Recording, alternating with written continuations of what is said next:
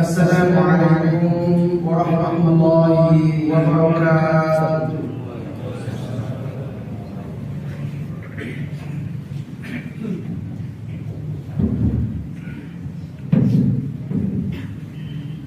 Allahu Akbar,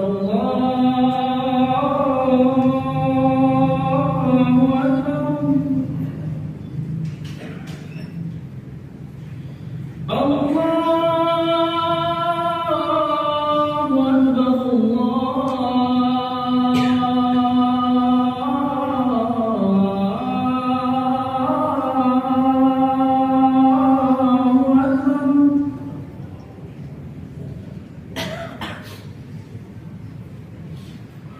Asyhadu an la ilaha illallah.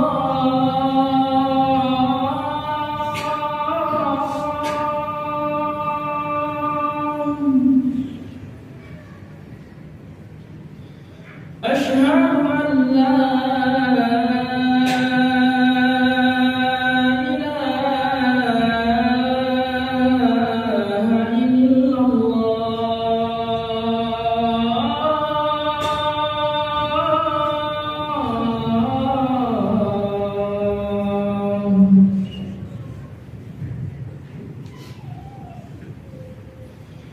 Asyhadu anna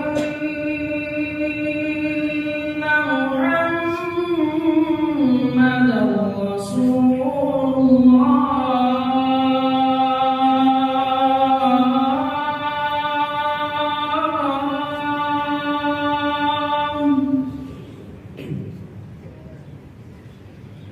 Asyhadu anna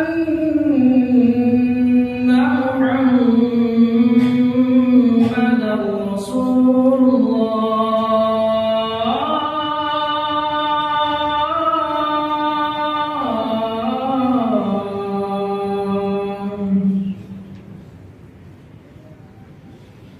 Hayya 'alas salah.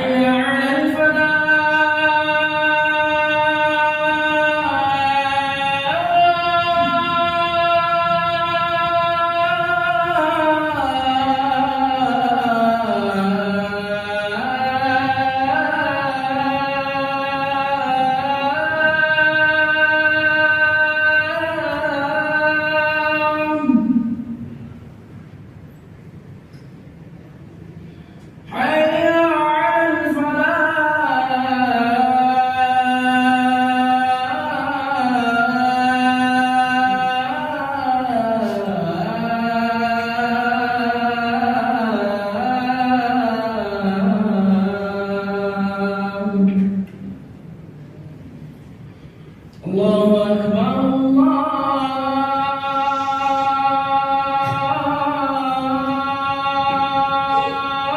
Allahu Akbar. La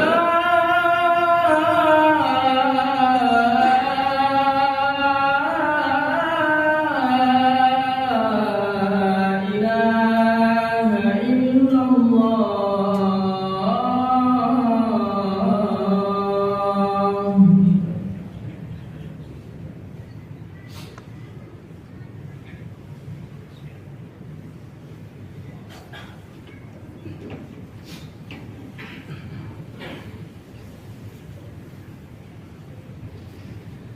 إن الحمد لله نحمده ونستعينه ونستغفره ونعوذ بالله من شرور أنفسنا ومن سيئات أعمالنا من يهده الله فلا مضل له ومن يضلل فلا هادي له أشهد أن لا إله إلا الله وحده لا شريك له وأشهد أن محمدا عبده ورسوله اللهم صل وسلم وبارك وأنعم على عبدك ورسولك محمد وعلى آله وصحبه أجمعين أيها المسلمون أوصيكم وإياي بتقوى الله فقد فاز المتقون يقول الله تبارك وتعالى في محكم تنزيله يا أيها الذين آمنوا اتقوا الله حق تقاته ولا تموتن إلا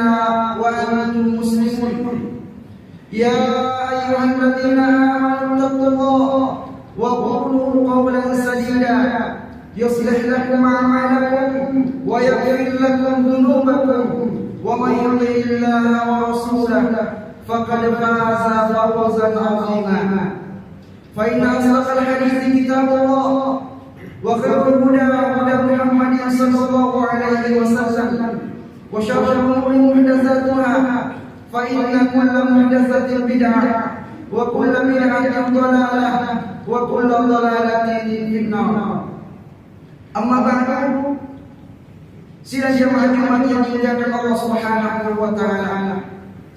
Pertama-tama dan yang paling utama untuk kita serukan pada Jumat yang berbahagia ini adalah seruan untuk senantiasa bertekad dan berupaya meningkatkan iman dan meningkatkan takwa kita kepada Allah Subhanahu wa taala. Dan kita senantiasa melaksanakan segala apa yang diperintahkan Allah Subhanahu wa taala dan Rasul-Nya dan berupaya untuk meninggalkan segala apa yang dilarang oleh Allah Subhanahu wa taala dan Rasul-Nya. Kemudian yang kedua, seruan untuk senantiasa memuji dan bersyukur kepada Allah Subhanahu wa taala atas segala nikmat yang Allah Subhanahu wa taala berikan kepada kita semua. Semoga Allah Subhanahu wa taala senantiasa menambahkan kepada kita nikmat-nikmat-Nya dan menjauhkan kita dari segala bentuk murka dan azab-Nya. Sidang jemaah Jumat yang dimuliakan Allah Subhanahu wa taala. Ada renungan singkat kita pada Jumat yang berbahagia ini adalah tentang kesolehan sosial. Menjadi orang saleh jemaah yang dimuliakan Allah Subhanahu wa taala itu harus memenuhi dua hal. Yang pertama, mensolehkan diri pribadi yang disebut dengan kesolehan pribadi. Dengan cara apa? Dengan cara kita senantiasa memperbaiki hubungan kita dengan Allah Subhanahu wa taala. Kita melaksanakan salat 5 waktu, kita melaksanakan salat berjamaah, melaksanakan ibadah puasa baik wajib ataupun sunnah, memperbanyak bacaan Quran, hadir di majelis ilmu, menuntut aurat dan lain sebagainya. Inilah yang disebut dengan kesolehan pribadi. Yang dampak dari semua apa yang kita lakukan itu hanya untuk memperbaiki diri pribadi kita dengan Allah Subhanahu wa taala. Dan kemudian yang kedua, yang perlu juga untuk kita perhatikan, selain daripada kita melaksanakan ibadah-ibadah ini, adalah mesti mensolehkan diri kita secara sosial, yaitu memperbaiki hubungan kita dengan sesama manusia, khususnya dengan sesama saudara kita semuslim. Oleh karenanya Allah Subhanahu Nabi sallallahu alaihi wasallam dalam pesannya mengatakan, ittaqillaha haitsu ma kunta wa atbi sayyi'atal hasanata tamhuha wa khaliqin nasa bi khuluqin hasan. Hendaklah kamu bertakwa kepada Allah Subhanahu wa taala dimanapun berada, dan kemudian mengikuti dari segala perbuatan-perbuatan buruk yang pernah kita lakukan diganti dengan perbuatan-perbuatan yang baik, amal-amal soleh. Lalu bergaulah dengan manusia dengan cara dan dengan akhlak yang baik. Mungkin jemaah yang dimuliakan Allah Subhanahu wa taala, untuk wasiat takwa kepada Allah Subhanahu wa taala, Banyak di kalangan kita yang sudah sadar dan sudah mulai patuh dengan segala apa yang diperintahkan Allah Subhanahu wa taala dan menjauhi segala apa yang dilarang oleh Allah Subhanahu wa taala.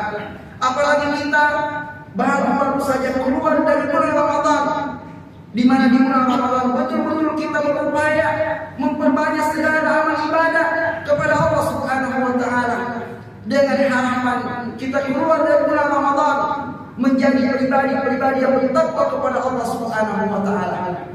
Namun sisi yang lain yang perlu dan tak kalah pentingnya untuk kita juga mengupayakan dalam diri kita, yaitu soleh secara sosial. Sebab ketika kesolehan secara sosial ini diabaikan, maka bisa saja amalan-amalan yang kita lakukan dalam rangka untuk mensolehkan diri pribadi ditolak dan tidak diterima di sisi Allah Subhanahu wa taala. Mari kita merenungkan beberapa hadis Nabi sallallahu alaihi wasallam yang menerangkan tentang hal ini.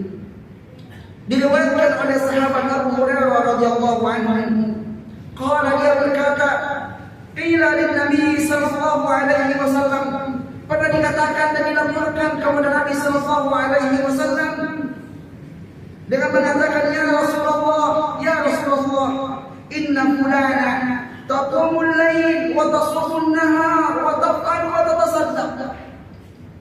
Ya Rasulullah, ada seorang wanita di malam hari banyak melaksanakan sholat malam, sholat tahajud tak pernah dia tinggalkan di malam hari. Wa tasumun nahar, di siang hari dia banyak melaksanakan ibadah puasa. Wa taf'al kaza, dia banyak melakukan ibadah-ibadah yang lain. Wa tatasaddaq, dia banyak mengeluarkan sedekah. Namun bagaimana kesolehan sosialnya? Dia mengatakan, walakin tu'ti jiranaha bilisaniha. Namun wanita ini, ya Rasulullah, dia sering mengganggu tetangganya dengan lisannya. Artinya satu sisi bahwa wanita ini kita pandang dia adalah wanita yang saleh, banyak melaksanakan salat malam, banyak melaksanakan puasa, banyak membaca Al-Quran, banyak bersedekah, berzakat. Ini adalah kesalehan secara pribadi. Namun satu sisi bagaimana pergaulannya dengan manusia, ternyata dilaporkan wanita ini suka mengganggu daripada tetangganya dengan lisannya, dengan perbuatannya. Apa kata Nabi sallallahu alaihi wasallam? La khaira fiha. Enggak ada kebaikan pada diri wanita ini. Tidak ada kebaikan pada diri wanita ini. Kemudian Nabi SAW mengatakan, hiya finnar, wanita ini tempatnya di dalam neraka.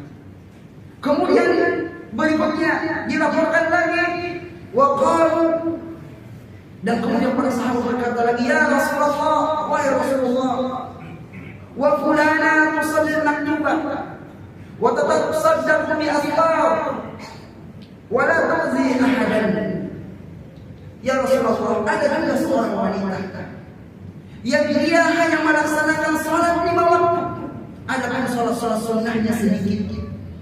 Wa tatasaddaqu bi asfar min al-jannah, dia pun kalau bersedekah, sedekahnya sedikit, tidak banyak, tidak seperti dengan wanita yang pertama. Namun wala tu'zi ahadan, tapi wanita ini, ya Rasulullah, dia tidak pernah menyakiti, mengganggu seorang pun. Kesalehannya secara sosial baik, namun kesalehannya secara pribadi dia tidak banyak melaksanakan berbagai macam ibadah kepada Allah Subhanahu wa taala. Hampir-hampir dia hanya mencukupkan dirinya dengan hal-hal yang wajib saja. Adapun yang sunnah-sunnah banyak dia tinggalkan. Lalu kemudian apa kata Nabi sallallahu alaihi wasallam? Hiya fil jannah. Wanita ini dia masuk surga. Maka bisa kita memahami dari hadis ini, jemaah yang dimuliakan Allah Subhanahu wa taala, bahwa mensolehkan diri secara pribadi dengan memperbanyak amal ibadah kepada Allah Subhanahu wa taala, dan kita hanya fokus pada itu, lalu kemudian kita abaikan hubungan kita dengan sesama manusia, maka bisa saja amalan-amalan baik kita itu berupa ibadah, salat, sedekah, zakat, puasa dan yang lainnya bisa saja ditolak di sisi Allah Subhanahu wa taala dan tidak berguna sama sekali. Bagaimana bisa? Ada hadis yang lain yang lebih jelas dari ini, di mana Nabi sallallahu alaihi wasallam bersabda, "Atadruna man al-muflis?" Tahukah kalian siapa itu orang yang bangkrut? Qalu al-muflisu fina man la dirham lahu wa la mata'. Lalu kemudian para sahabat menjawab, orang yang bangkrut di antara kami itu adalah orang yang tidak memiliki uang dan tidak memiliki harta. Itulah orang yang bangkrut. Kemudian faqala, maka kemudian Nabi sallallahu alaihi wasallam melanjutkan, innal muflisa min ummati, sesungguhnya orang yang bangkrut dari umatku, man ya'ti yaumal qiyamati bi salati, yaitu orang yang datang nanti pada hari kiamat membawa pahala salat lima waktu, pahala salat sunnah yang banyak. Kemudian wasiyani, dia datang membawa pahala puasa wajib, berhitung pahala puasa sunnah. Wa zakatin, juga dia datang membawa pahala zakat, pahala sedekah. Kemudian di samping daripada itu, wa ya'ti wa qad syadda mahana, namun dia datang dengan membawa berbagai macam dosa. Dosa apa yang dia perbuat? Dosa kepada sesama manusia. Dia datang wa qad syadda mahana, dia telah mencela, mengejek, mengolok-olok ini. Wa qadhafa hadza, menuduh ini. Wa akala mala hadza, dan memakan hartanya ini. Wa safaka dama hadza, dan dia telah mengalirkan darahnya ini. Wa daraba hadza, dia datang dengan pernah memukul orang ini. Fa yu'ta hadza min hasanati, maka kemudian semua orang-orang yang pernah dia sakiti, yang pernah dia ambil haknya, semuanya nanti datang pada hari kiamat menuntut haknya pada orang ini. Hingga kemudian orang yang pernah dia celah, orang yang pernah dia ejek, orang yang pernah dia sakiti dengan lisannya datang menuntut, maka kemudian fayuqa hadza min hasanati, maka kemudian orang yang datang menuntut ini diberikanlah pahala dia, pahala salatnya, kemudian mengalir kepada orang ini. Kamu dulu pernah mengejek saya, kamu dulu pernah menuduh saya, bayar. Maka pahala salatnya yang tadi yang banyak itu diserahkan kepada orang yang datang menuntut. Berikan. Hingga kemudian setelah orang yang pernah dia sakiti dengan lisannya selesai, masih ada lagi yang antri yang pernah dia sakiti dengan tangannya, yang pernah dia pukul, yang pernah dia alirkan darahnya. Kemudian dia berbaris, mereka datang satu-satu menuntut. Maka kemudian pahala puasanya dipakai membayar, pahala sedekahnya dipakai membayar, pahala baca Al-Qur'annya semua dipakai membayar. Hingga apa? Hatta ila faniyat hasanatu, hingga kemudian habislah semua pahala-pahala ibadah yang pernah dia lakukan itu.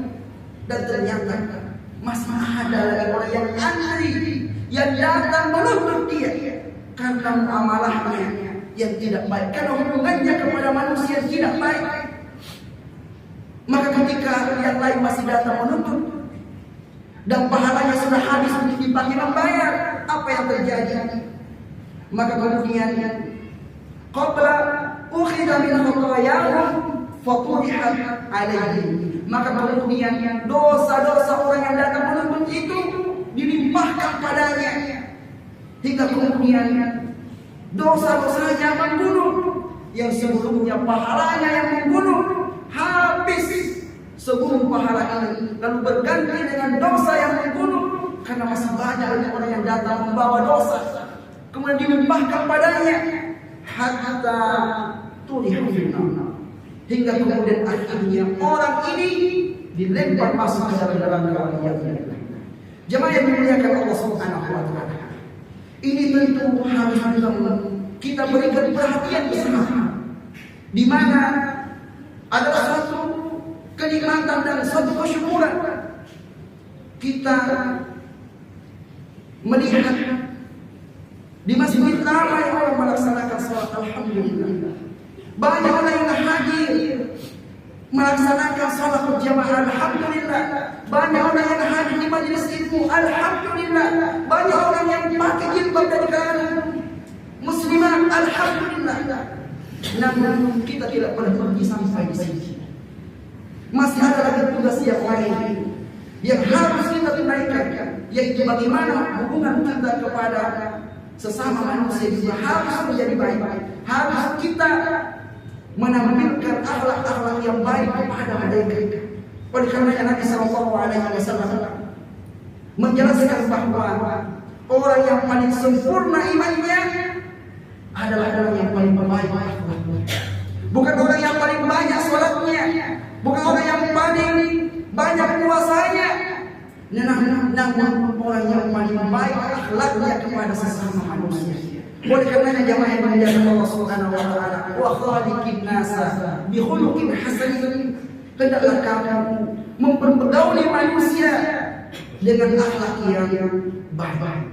Dan kita masih sangat kurang dari masalah yang kedua ini.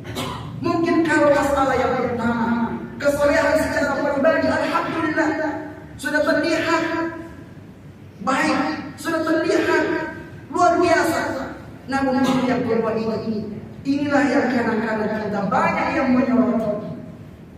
Dia baik secara pribadi, namun secara pergaulan hubungan dengan sesama manusia ini yang masih sangat kurang menyapa, kurang salah, kata-kata yang tidak baik dan seterusnya. Hati-hati kita jemaah yang dimuliakan Allah. Jangan sampai kita berbangga dengan kesolehan kita secara pribadi, lalu kemudian kita sombong, lalu kemudian kita meremehkan orang lain. Yang dengan sebab ini kebaikan kita secara pribadi tidak berguna di sisi Allah Subhanahu wa taala. Fa'tabiru ya ulil absar, maka hendaklah kalian mengambil pelajaran dari perkara ini. Barakallahu li wa lakum fil Qur'anil azim wa nafa'ani wa iyyakum bima fihi minal ayati wa dhikril hakim wa taqabbalallahu minni wa minkum innahu huwas samiul alim.